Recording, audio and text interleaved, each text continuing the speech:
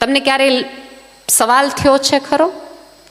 બેને કીધું કે તમે વેકેશનમાં જાઓ તો ઘરે જાઓ ને મમ્મી બધી રસોડામાં બહાર, તો એને તો બહુ જ સારું ન કહેવાય કે રસોડામાં બહાર જ રહીને તમને અંદર રાખે, ભણવા શું કામ મોકલે ભાઈ?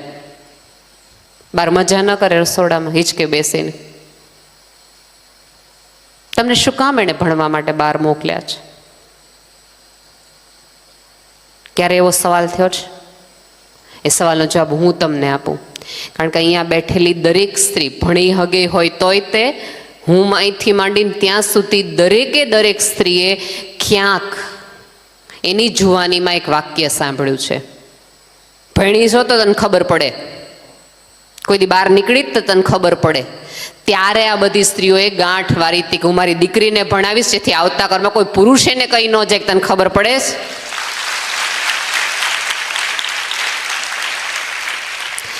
ક્યાંક તમારી મમ્મીની પીડા, ક્યાંક તમારા મમ્મીની ચીસ, ક્યાંક તમારી મમ્મીનો એ ન ગળી શકાયેલો ડૂમો, ક્યાંક એની ભીનાશે તમને ભણવા મોકલ્યા કે તું ભણી લે, અમારે તો જિંદગી ગઈ, અમે ન ભણ્યા એટલે અમારે બહુ સહન કરવું પડ્યું. તાર ન કરવું પડે ને એટલે તું ભણ. અને જ્યારે આપણને ભણવામાં આવે છે, મોકલવામાં આવે છે, ત્યારે આપણે ભણવા સિવાય બધું કરવું છે. અત્યારે અહીંયાથી એવી જાહેરાત કરવામાં આવે કે આવતા દિવસોમાં આપણે પરીક્ષા આપવી છે, એના ક્લાસ એક્સ્ટ્રા કરવાના છે, તો કદાચ આપણે નહીં જઈએ. પણ આપણને એમ કે ભાઈ નવરાત્રિના ક્લાસીસ કરવાના, તો બેન મારું નામ લખો. નાચવું ગાવું એ તમારો અધિકાર છે, કરવું જ જોઈએ. પણ એક વસ્તુ યાદ રાખજો બેટા, કે આ સમાજમાં સ્ત્રીની સ્વતંત્રતા છે એ એક જ વસ્તુ ઉપર ટકેલી છે, એની આર્થિક સ્વતંત્રતા ઉપર. આર્થિક રીતે પગભર હશો તો તમારી હા ને ના પૂછવામાં આવશે. પૂછજો તમારા મમ્મીને, અહીંયા બેઠેલી દરેક સ્ત્રીને, કે એને હા નાનો અધિકાર એટલા માટે ક્યારેક નથી મળ્યો કારણ કે એને આર્થિક સ્વતંત્રતા નથી. અને આર્થિક સ્વતંત્રતા માટે ભણવું એકમાત્ર અનિવાર્ય શરત છે, એકમાત્ર. આપણે બધા અત્યારે તકલીફ એ થઈ ગઈ છે કે જેટલું આપણા શરીરને રૂપાળા કરવા માટે આપણે મહેનત કરીએ છીએ, તમને ક્યાંક વંચાય કે કાળા સ્કિન હોઈએ તો હળદર, લીંબુ અને મધ નાખીને રોજ લગાડો તો તમે રૂપાળા થઈ જાઓ. કેટલું આમ કહેવાય ને કે મંદિરમાં માળા કરતા હોય ને એમ કોઈ દિવસ પાડ્યા વગર એ કરીએ જ તે. એવું તમારા શિક્ષકોએ તમને કેટલું કીધું કે રોજ 1 કલાક વાંચો? એ તો કહે છેલ્લે દી વાંચ લેવાનું હોય. એક વસ્તુ યાદ રાખજો બેટા, તમે જો એવું માનતા હો કે સુંદરતાના આધારે જગત જીતી શકાય છે, જગતમાં જીવી શકાય છે, તો બધા જ ભૂલ કરો છો. તો ઐશ્વર્યા, દીપિકા પાદુકોણના કોઈ દી લગ્ન જીવન તૂટવા જ ન જોઈએ. એના જેવું રૂપાળું છે કોણ? જો રૂપના આધારે જ તમારી ઓળખ બનતી હોત તો. ઝાંસીની રાણી કઈ રૂપાળા હતા એટલે એને હજી બધા ફોટા મૂક્યા છે એવું નથી, એણે કામ એવું કર્યું. મધર ટેરેસા કઈ રૂપાળા નહોતા, જરાય જોવાનો ગમે, માજી દાંતે નથી. પણ આજે વિદેશમાંથી કોઈ વ્યક્તિ આવે તો એમ કહે કે મધર ટેરેસા ક્યાં હતા? ઇન્દિરા ગાંધી વખતે કેટલી સ્ત્રીઓ રૂપાળીને દેખાવડી હતી, પણ તો એ સ્ત્રી કરી ગઈ કામ એવું. સુષ્મા સ્વરાજ કામ એવું કરી ગયા કે લોકો એને યાદ રાખે છે.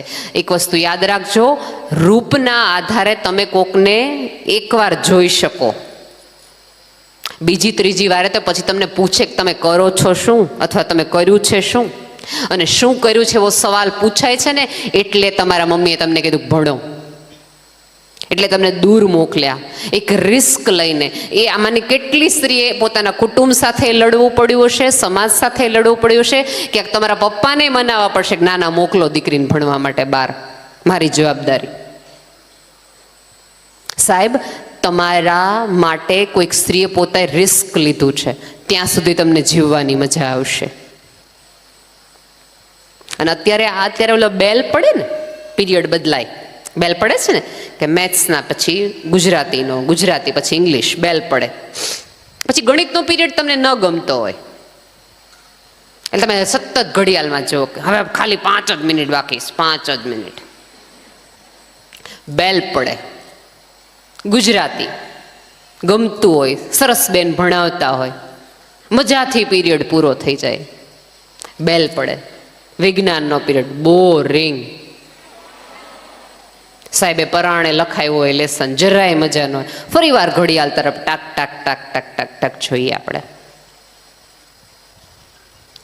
અહીંયા તમને એક હોપ છે બેટા કે બેલ પડે ને ત્યારે ન ગમતો પીરિયડમાંથી તમને ગમતો પીરિયડ આવે, મજા આવે. જિંદગી આવા બેલ નથી પાડતી. પૂછવા મમ્મીને રહી, ન ગમતા કામ સતત કર્યા રાખે અને ઈચ્છે કે એકાદ બેલ પડે ને એને બ્રેક મળે. જિંદગીના ન ગમતા પીરિયડ્સ બહુ લાંબા હોય અને પાર જ કરવા પડે બેટા, ચાલે જ નહીં. એટલે અત્યારે બેલ પાડવાની મજા લ્યો, એનો આનંદ લ્યો કે જિંદગી તમને એવો ચાન્સ આપે છે. અત્યારે તમારી ઉંમરની કેટલી દીકરીઓ, અત્યારે તમે સરસ પંખા નીચે પૂરી સુવિધા સાથે તમે ઊભા થશો, તમારું જમવાનું રેડી છે, તમારું વાંચવાનું રેડી છે, તમને સાંજે તમને ગમતી પ્રવૃત્તિ મળે. તમારા ઉંમરની કેટલી દીકરીઓ અત્યારે કોઈક કડિયા દાડીએ ત્યાં કામ કરતી હશે, કોઈક ખેડૂતને ત્યાં મજૂરી કરતી હશે, કોકના ઘરના કામ કરતી હશે. એ દીકરીઓ નહીં હોય? કેમ એને જીવવાનો અધિકાર નહીં હોય? એનો અર્થ એ છે કે ઉપરવાળાએ તમને થોડીક લક્ઝરી આપી, થોડીક તમારા ઉપર આશીર્વાદ આપ્યા કે હું તમને ભણવાનો અધિકાર આપું છું. પૂછજો જેના હાથ એવા થઈ ગયા હોય ને કડિયાવાળી, એમ કે તને ભણવું જ,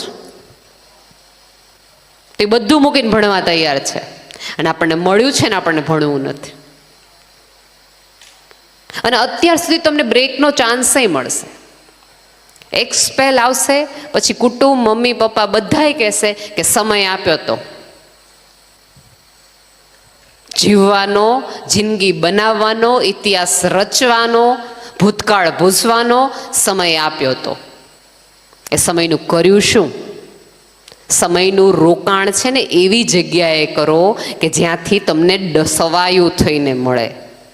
બહુ કિંમતી ચીજ છે. જ્યારે વાપરો ત્યારે યાદ રાખજો કે કોની માટે વાપરો છો અને કોની પાછળ વાપરો છો. એવું નહીં. અને મમ્મીઓને મારી થોડી ઘણી સલાહ છે કે તમને અત્યારે હોસ્ટેલમાં છો, કોઈક તકલીફ છે, મૂંઝવણ છે, કોઈક વસ્તુ ગમે છે, કોઈ વસ્તુ નથી ગમતી, ક્યાંકમાં રસ પડે છે, ક્યાંક નથી રસ પડ્યો. તમારા બધા ફ્રેન્ડ્સને ખબર હોય. જો તમે ફેસબુક વાપરતા હો તો અજાણી વ્યક્તિને ખબર હોય કે તમને શું ગમે છે, શું નથી ગમતું, ક્યાં જવું છે, ક્યાં નથી જવું. તમારી મમ્મીને ન ખબર હોય. તમને એવું નથી લાગતું કે જે જિંદગી તમે જીવો છો એનો થોડો ઘણો અધિકાર તમારા મમ્મીને મળવો જોઈએ?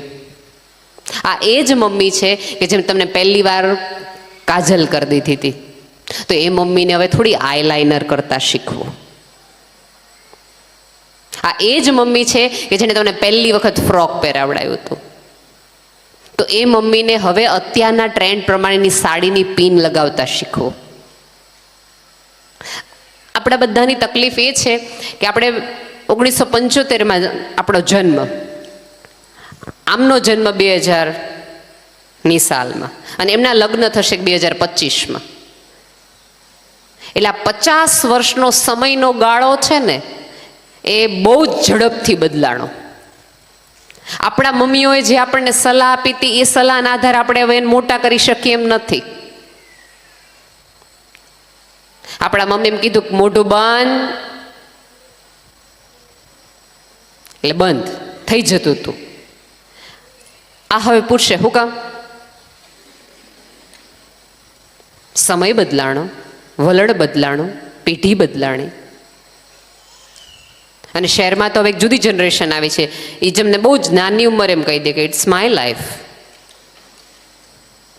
અત્યારે અમે તમને પૂછીએ ને બેટા કે તમારી માટે લાઈફમાં સૌથી ઇમ્પોર્ટન્ટ શું છે, તો તમે એક પોઝ લેશો અને થોડું વિચારશો. કારકિર્દી, ઘર, હું. આમને પૂછો ને, અહીંયા પપ્પા બેઠા હોત તોય હું કહેત કે તમારી માટે સૌથી ઇમ્પોર્ટન્ટ શું? 1 સેકન્ડ વગર એમ કહેશે કે અમારા બાળકો, અમારા સંતાનો. સાહેબ, એમણે તમારી માટે આખી પ્રાયોરિટી બદલાવી નાખી છે. માત્ર તમારી માટે, તમારા ભવિષ્ય માટે એમણે એમનું ભવિષ્ય અને આજ બંને રગદોળી નાખ્યું છે. તમને શું લાગે છે, તમારા મમ્માના ઘણા મમ્મીઓ કામ કરતા હશે, કોઈ જુદી જુદી કામ કરશે, કોઈ ખેતરમાં કામ કરતું હશે, કોઈ જુદું કામ કરતું હશે, કોઈક સીવણનું, ભરત ગૂંથણનું કામ કરતી હશે. શું કામ ખબર છે? તમને લગ્નમાં 1 તોલું સોનું વધે ને એના માટે. તમે સાસરે જાઓ ને તમારા રૂઆબ પડે, 2 આટલા તોલા સોનું લાવી. તમારા રૂઆબ માટે તો આ સ્ત્રી બપોરે સૂતી એ નથી.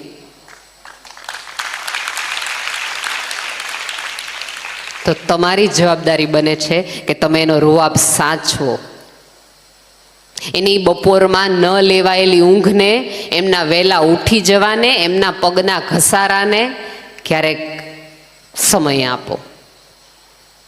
આપણા પગના વાઢિયા થઈ જાય તો આપણે અલગ અલગ પ્રકારના ક્રીમ લગાવીએ છીએ ને, ક્યારેક મમ્મીને કહો કે મમ્મી આ ક્રીમ લગાવો ને. તો આમાંના કેટલા આપણે બધા એવા છીએ. આપણે બધાને મોડર્ન મમ્મી જોઈએ. તમે ક્યાંક ભણશો, મોટા થશો એટલે કે તો બહુ મોટી સમસ્યા છે. તો આપણા મમ્મીને આપણે દૂર રાખીએ કે તને ન મજા આવે, કારણ કે મમ્મી ગુજરાતી સાડી પહેરતી હોય, મમ્મીને ઇંગ્લિશ ન આવડતું હોય. આવું ન કરો. તમને શું લાગે છે કે તમારા જગતમાં સૌથી વધુ તમારી માટે જો ચિંતા કરનાર વ્યક્તિ હોય ને તો એ તમારી મમ્મી છે. એટલે તમને જ્યારે કશું ગમે છે, ક્યારેક નથી ગમતું, એ તમામે તમામ વસ્તુ મમ્મીને કહેવાની તો રાખો, રાખો ને રાખો. અને મમ્મીને મારી ખાસ વિનંતી કે જ્યારે દીકરી તમારી પાસે કોઈ મૂંઝવણ લઈને આવે, કોઈ પ્રશ્ન લઈને આવે અને ખરેખર એ ન ગમે એવો હોય, સળગતો હોય, ત્યારે તમાચાથી રાડો પાડી દેવાથી આવા દે તાર પપ્પાને, આ કરવા મોકલીશ તને, આવા વાક્યોથી શરૂઆત ન કરો. પેલા આખી કથા સાંભળી તો લ્યો કે કેવા શું માગે છે, એ કઈ સિચ્યુએશનમાં છે, એને કઈ મુશ્કેલીમાં મુકાઈ ગઈ છે. પેલા આખી ઘટનાને શાંતિથી સાંભળો અને એકાદ દિવસ રાહ જો ઘરના પુરુષને કહેતા પહેલા. આખી એને એવી શ્રદ્ધા મૂકવી દેવા દો કે હારું થયું મેં મારા મમ્મીને કીધું, બીજા કોઈને ન કીધું. અને એક વસ્તુ યાદ રાખજો બેટા, મમ્મીને કહેશો ને તો મમ્મી સુધી જ વાત રહેશે. બીજા કોઈ પણને કીધું ને તો ભૂલી જજો કે એ વસ્તુ કોઈને નહીં ખબર પડે એવું. આ તો બ્રેકિંગ ન્યૂઝનો જમાનો છે. બ્લિંક થયા જ કરે. અમે બહુ નસીબદાર પેઢીઓમાંની હતા કે અમે કાંઈ પણ કરતા ને તે કંઈ કોઈ વસ્તુ આવતી નહીં. તમારે ત્યાં તકલીફ એ છે કે તમારા દરેક ફોટા, તમારા દરેક મેસેજ, તમારા દરેક ઈમેલ, તમારા દરેક ફેસબુકના એકાઉન્ટ ક્લાઉડમાં સચવાય છે. કોઈ વ્યક્તિ એમ કહે કે મેં બધા તારા ફોટા જો ડિલીટ કરી નાખ્યા તો જરાય વેમમાં રહેતા નહીં. આ જગતમાં કોઈ એવા ડિલીટ કરતા જ નથી, બધું ક્યાંક સચવાય છે. એ ક્યાંક ને ક્યાંક પાછું વળીને આવે છે. હમણાં જ એક કિસ્સો એક છોકરીનો મારી પાસે આવ્યો હતો કે ભાઈ કોલેજમાં હશે અને કોઈ સરસ કોઈ વ્યક્તિ સાથે દોસ્તી થઈ, સંબંધ હશે, ફોટોગ્રાફ સાથે પાડ્યા હશે, પછી સંબંધ તૂટી ગયો, વાત પતી ગઈ, છોકરીના બીજે લગ્ન થઈ ગયા. લગ્ન સરસ મજાના બેંગ્લોર આઈટી એન્જિનિયર સાથે થયા. લગ્ન પછી છોકરીને એક સંતાન, 4 વર્ષની દીકરી, અને પછી અજાણ્યા નંબર ઉપરથી એક વખત ફોન આવે છે, ઓલા ફોટા હજી મારી પાસે છે, શું કરવાનું છે?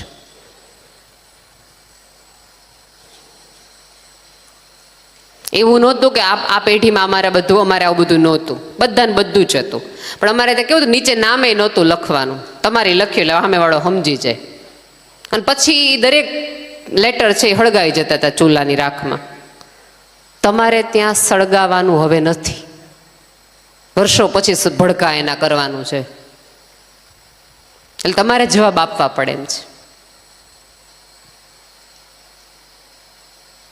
અને બીજું કે જ્યારે દીકરી આવી તકલીફમાં જ આવી ગઈ હોય, તમારી પાસે આવી રહી છે, તો એણે હું કામ કર્યું ને તે આવું કર્યું, નાક ડૂબોળાથી ન શરૂઆત કરો. શરૂઆત ત્યાંથી પહેલાં કરો કે હવે આમાંથી નીકળવું કઈ રીતે, બહાર કેવી રીતે આવવું. પહેલાં બહાર આવવા દો ને પછી એને સમજાવો કે જો બેટા, ખોટી વ્યક્તિનો હાથ પકડવાથી આવા તમાચા સમાજે મારે, જીવને મારે. ત્યારે એને સમજાઈ ગયું છે કેટલી બહાર નીકળતા તકલીફ પડે, ત્યારે એ સાંભળવાના મૂડમાં હશે. આ તો ઓલો તમે જ્યારે ગુસ્સામાં મૂડમાં લાગો જ ને, ત્યારે એમને ઓલો જ વ્યક્તિ સાચો લાગે છે કે જોયું, મારા મમ્મી પપ્પા મને નથી સમજી શકતા, પણ ઓલો અજાણ્યો માણસ મને કેવો સમજે છે. એને એમ કીધું કોઈ નહીં તો કાંઈ નહીં, હું તારો છું. એની બદલે શાંતિથી સાંભળી લ્યો, વાત કરી લ્યો, હવે બેટા શું કરવું છે, કઈ રીતે બહાર નીકળવું છે. આ જગતમાં તમારા અને દીકરીઓના એક ઉંમર પછી માવતર જ બનાય, ચોકીદાર નહીં. કોઈક ભૂલ કરે એટલે આપણે આમ ચોકીદારની જેમ દીકરીઓને, પછી દીકરીઓના મગજમાં એક રિવેન્જ આવે કે હું નથી તો મારી યાર આવું કરે છે, હું નથી તો હવે લે. કારણ કે એની ઉંમર એવી છે, એને એટલી મેચ્યોરિટી ન હોય. ત્યારે આપણે કેમ કે આપણને તો ધોળા આવી ગયા છે ને, જે તડકે ન થાય એવા અનુભવે આવ્યા છે. આપણને તો ખબર પડે ને કે આ ઉંમરે અમુક અમુક વસ્તુ થતી હોય, અમુક અમુક વસ્તુના રિએક્શન આવતા હોય, તો આને આમ લેવાના હોય, આ રીતે નહીં. અને બીજું દીકરીઓને મારે ખાસ કહેવાનું છે કે બેટા, ગમવું અને પ્રેમ એ બેમાં બહુ મોટો ફેર છે. આ ફૂલ મને ગમે છે, આ ફૂલ માટે મારી કોઈ જવાબદારી નથી, કારણ કે મને ગમે છે.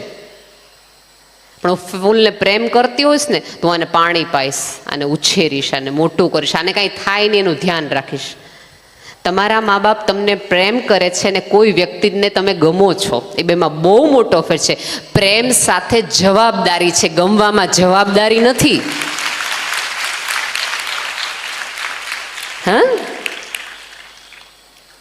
અને એક જુદી જ તકલીફ હવે છે કે છોકરાઓની આ વર્ષો જૂની ટેકનિક્સ છે, વર્ષોથી ચાલી આવતી એક, કે તમને કોઈ સાથે સંબંધ થાય પછી તમને સમજાઈ જાય આવા કોઈક લેક્ચર પછી, કંઈક પણ પછી, કે હવે વ્યક્તિ યાર ન મારે કરે, એટલે તમે એને કે આપણા બેનું પૂરું. એટલે એક બાજુમાં એ ભાઈ છે, કોઈક હનુમાનજી તરીકે કોઈક બેનને મોકલે, તું આની યાર બોલતી નથી ને, જો હાવ ચૂપ બિચારો રેસ. તમને થોડુંક તમારી અંદર ઓલી સમાજ સેવિકા જાગે, જોયું મેં એની યાર બોલવાનું બંધ કરી દીધું ને તો હાવ બિચારો મુરઝાઈ ગયો, ખાતોય નથી. પાછું તમે થોડાક અટંગ, કાંઈ વાંધો ન ખાય, પણ નથી બોલવું એટલે નથી જ બોલવું. એટલે બીજા 4 દિવસ પછી પાછી એક છોકરો આવે, તું આની યાર બોલતી નથી ને, જો આ સિગરેટ પીવા માંડ્યો. તમને થોડુંક દુઃખ થાય, હાય આટલો પવિત્ર માણસ મારા હિસાબે સિગરેટ પીવા માંડ્યો, બહુ કરી. તોય તમે મક્કમ. ફરી વાર કોક આવે, જો તું બોલતી નથી ને, એને સ્કૂટર ભટકાણું, એને પગ ભાંગી ગયો, એટલે તમે ચોધાર આસો રોડ, અર તમે ક્યાં હો ગયા. આવી દરેક દીકરીઓને મારે કહેવાનું છે કે જેવું હોય ને કૂવામાં હોય ને એ જ વેડામાં આવે. એ વ્યક્તિ ખરાબ હતો એટલે સિગરેટ તરફ ગયો, ન બોલવા સુધી ગયો, એક્સિડન્ટ સુધી ગયો. કેમ કોઈ વ્યક્તિ મૂકી દે તો કેમ કોઈ વ્યક્તિ એમ નથી કહેતો કે આજથી તે મને મૂકી દીધું ને હું તને જો હવે IPS થઈને દેખાડું, એવા ક્લાસ કરું કે તને શરમ આવશે આવતા દિવસોમાં. કેમ હારી જગ્યાએ નથી જતો? સિગરેટના રવાડે ચડે છે તો કેમ મંદિરમાં ધ્યાનના રવાડે નથી ચડતો ભાઈ? તું હારો જ માણા હોય તો